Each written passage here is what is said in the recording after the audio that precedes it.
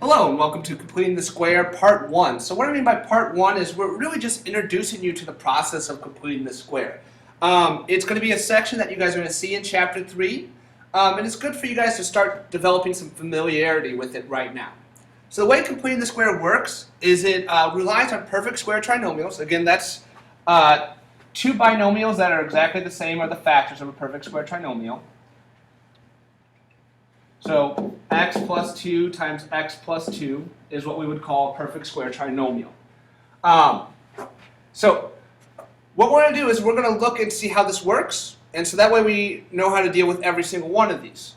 So let's go ahead and multiply that out.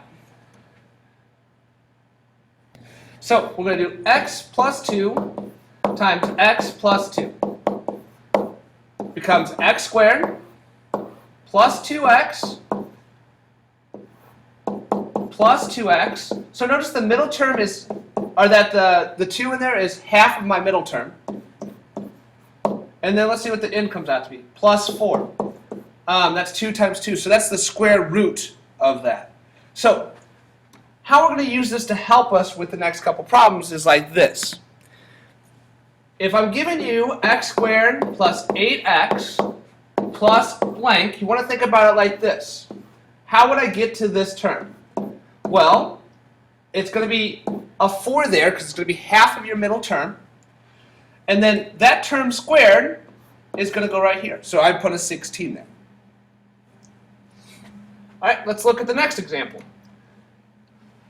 X squared plus 5x plus blank.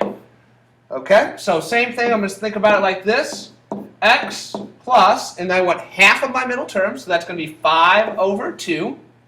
And then 5 over 2 squared, let me do that right over here so you guys can see that, is 25 over 4. So I'm going to put 25 over 4. Sorry, my marker's messing up. All right, there you go. Go ahead and give it a try.